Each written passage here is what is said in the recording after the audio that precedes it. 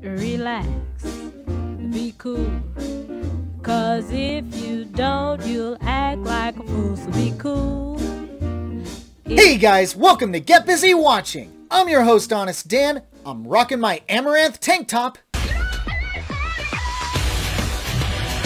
Let's talk movies. Alright, so, metal. I've been listening to it for nearly 20 years, and it could be argued that my first intro into the genre was the soundtrack to 2004's Resident Evil Apocalypse.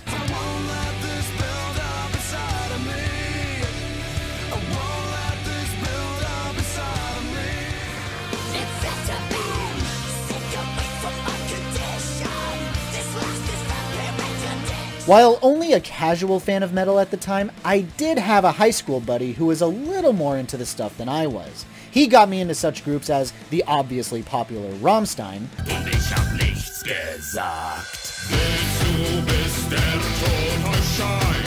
boy, that song takes me back to 2005, god damn! As well as the likes of Dragon Force,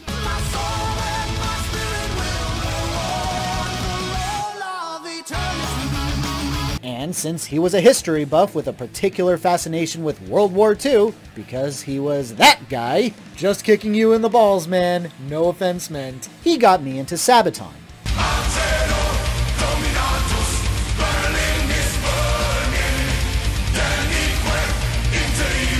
What I would eventually grow to love about metal is the subgenre symphonic metal, and I credit this with one video game.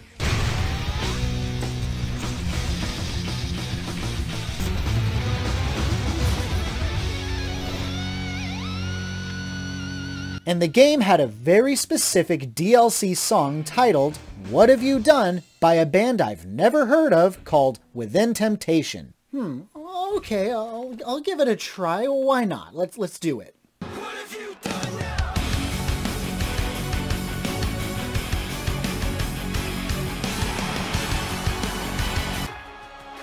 What have you done now?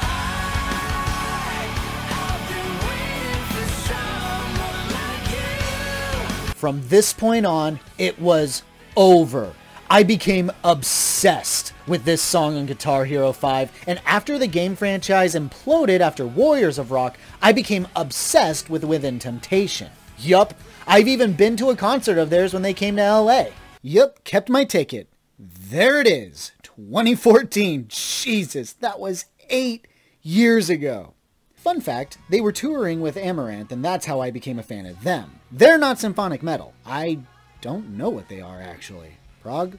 Groove? I credit Within Temptation for my lifelong proverbial marriage to symphonic metal, and would obviously go on to be a symphonic metal slut and cheat on them with similar bands, or bands that were at least of the genre. I would find love for the likes of Nightwish,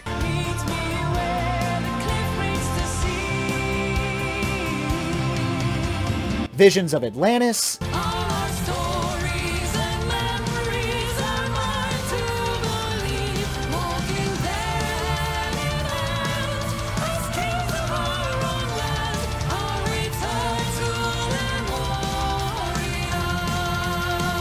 and Moonlight Haze.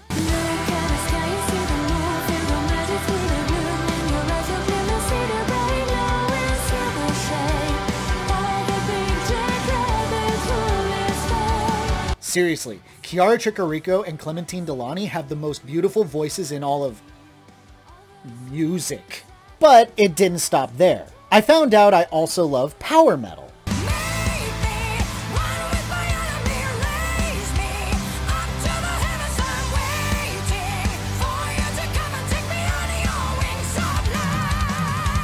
And an ever-increasing interest in goth metal,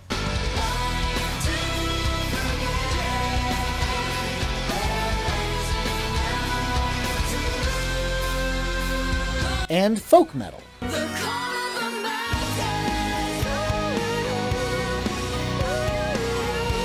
Seriously, some of the most beautiful and powerful singing in all of music can be found in both symphonic and power metal. And for you hardcore enthusiasts out there, yes, I have a strong preference to clean vocals. I'm not a fan of growls, screams, or otherwise harsh vocals, with some very particular and curious exceptions.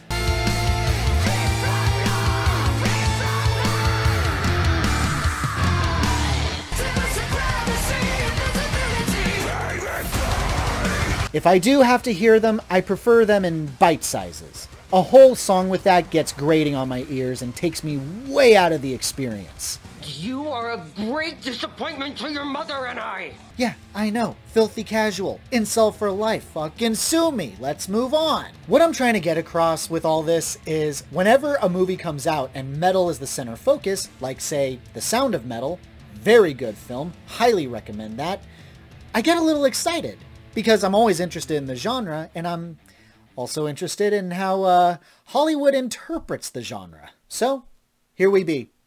Didn't know much about this movie before it came out, so let's just get cracking. This is my honest opinion of Metal Lords.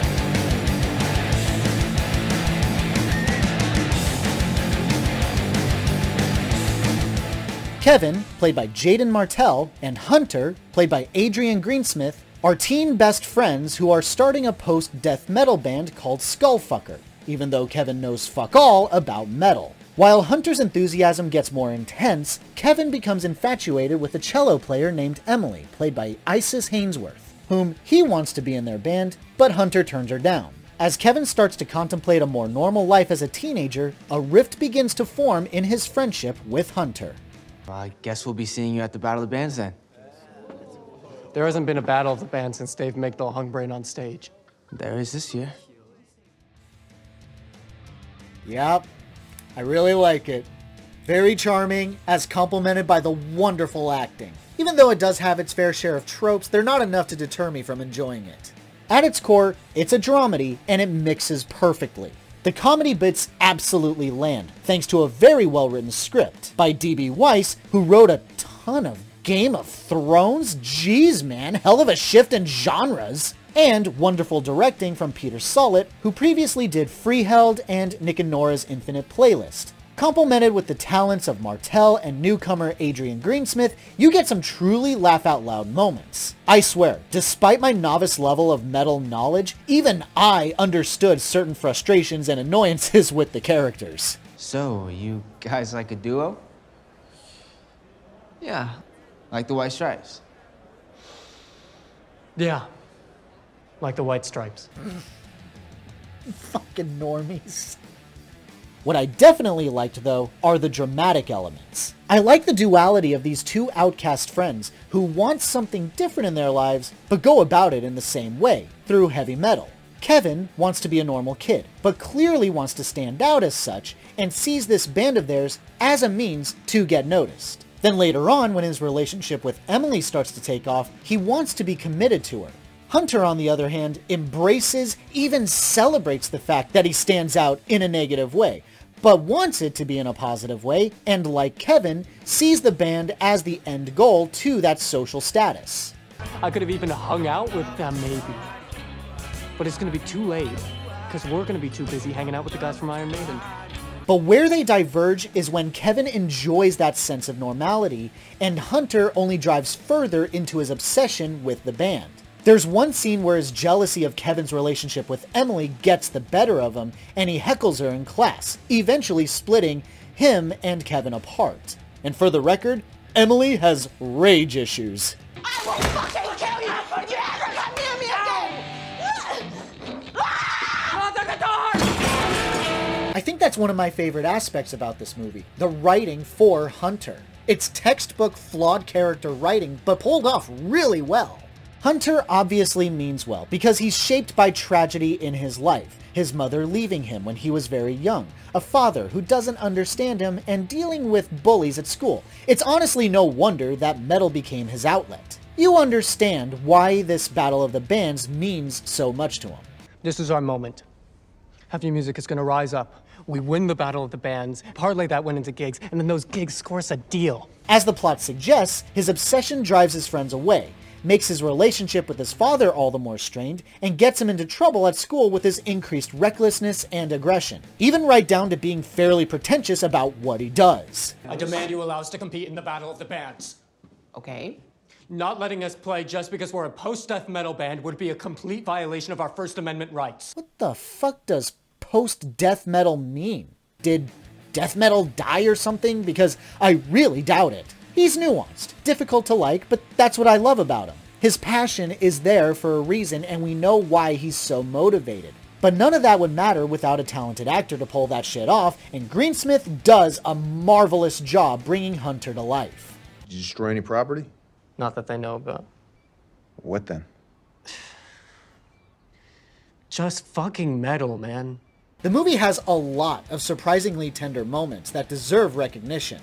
And, if you're a fan of metal, I imagine you'll get a kick out of all the references and cameos. So with that said, do I have any issues with the movie?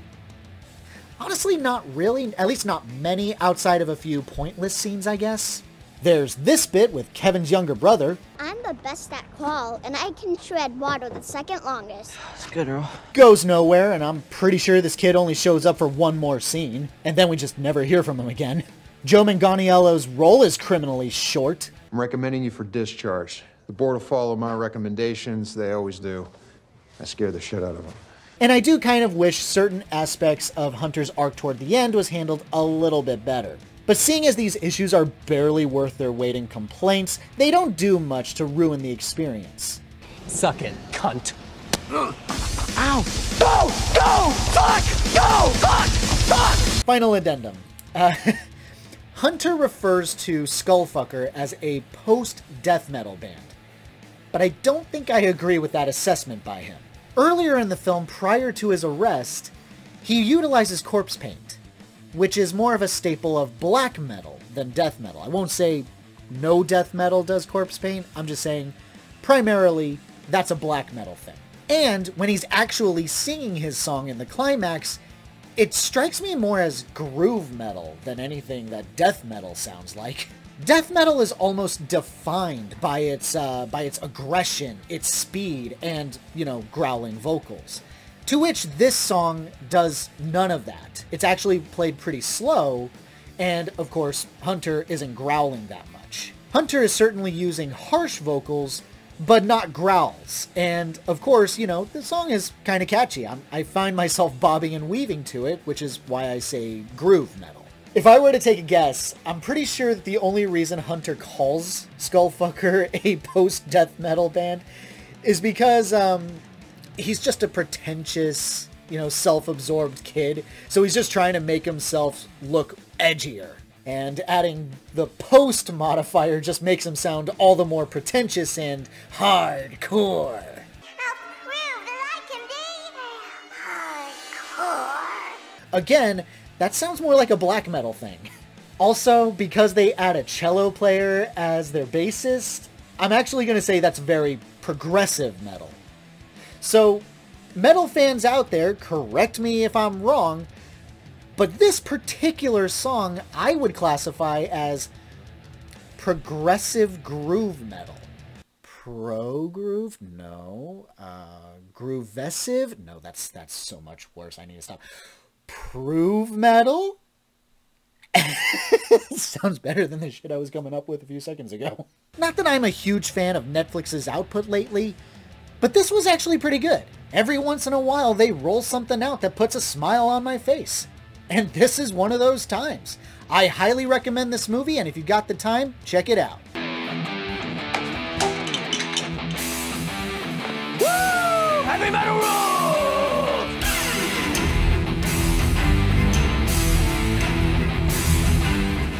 Thanks so much for watching, you guys. I really appreciate it. Have a great day. Stay safe and healthy out there. Hope to see you soon. And remember, heavy metal rules! Before I let you go, I wanted to let you know that I do have a Twitter now. Consider following me there. Link in the description. Have a great day. Stay safe and healthy out there. Hope to see you soon.